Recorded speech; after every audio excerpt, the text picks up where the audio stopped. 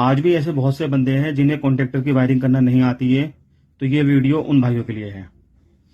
ये जो मैं कॉन्ट्रैक्टर आपको दिखा रहा हूँ, इसकी शक्ल सूरत बदलती रहती है, लेकिन इसका काम ये होता है कि पीसीबी पर लोड नहीं पड़ता, जिस एसी के अंदर ये होता है।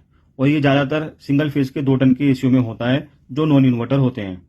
इसकी वायरिंग बहुत ही सिंपल है, आप समझ लें। ये हमारी आउटडोर की वायरिंग हो गई, line, neutral, CP, compressor, earthing भी होती है, वो मैंने नहीं लिखी। तो अब इसमें हमें करना क्या है, लाइन से लाइन मिलानी है, न्यूट्रल से न्यूट्रल मिलानी है। अब उसके बाद आ जाते हैं हम बीच वाले पॉइंट, जिसे हम रिले कहते हैं। हम ये जो सीपी की वायर है, जो इंडोर से 3 मिनट बाद सप्लाई पास होगी, वो फेस के रूप में आनी चाहिए। उसे उठाकर हम इस तरफ लगा देंगे। यहां पर फेस आ गया, और अब हमें इस पॉइंट में सप्लाई देनी है, जो हमें न्यूट्रल के रूप में देनी है।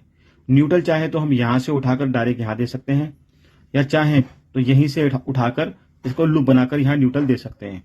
जब ये रिले ऑन हो जाएगी तो उसके बाद यहां सप्लाई पास होगी। ध्यान रखें, ये 2 पॉइंट हैं। 2 पॉइंट में एक पॉइंट डायरेक्ट रहता है और एक पॉइंट रिले के थ्रू काम करता है। जब इंडोर से सप्लाई पास होगी 3 मिनट बाद, 3 मिनट बाद रिले ऑन होगी, और रिले ऑन होने के बाद फिर आगे सप्लाई जाएगी। आगे की सप्लाई कैसी है आप देख सकते हैं। ये हमारा कैपेसिटर है, मैंने इसमें पॉइंट आउट कर दिया है, आप देख सकते हैं। ये हमारी कंप्रेसर की कॉमन है, जो कि डायरेक्ट जाएगी रिले से, मतलब कॉन्ट्रैक्टर से। ये हमारी रनिंग है, जो कैपेसिटर पे रहेगी, और इसी रिले से यानी कॉन्ट्रैक्टर से एक वायर निकलेगी जो कैपेसिटर पे जाएगी। फैन की सप्लाई आप यहां देने के लिए यहां पर भी दे सकते हैं, लेकिन आप यहां दें। यहां देने से क्या फायदा है कि मान ले कभी ये कॉन्ट्रैक्टर खराब हो जाता है, उस सूरत में क्या होगा कि ये जो इसका प्लंजर है, ये आवाज देख रहे हैं आप, ये ऑन नहीं होगा। तो हो सकता है कि आपके जहन में ये सवाल आए कि ये ऑन हो भी रहा है या नहीं।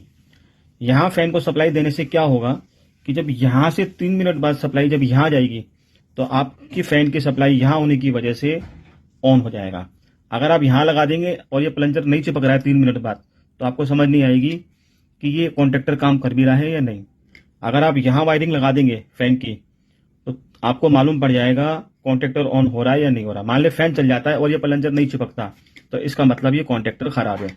और ये चिपक जाता है और आगे कंप्रेसर ऑन नहीं होता है, तो इसका मतलब यहां से सप्लाई तो पास हो रही है, यहां कहीं दिक्कत है।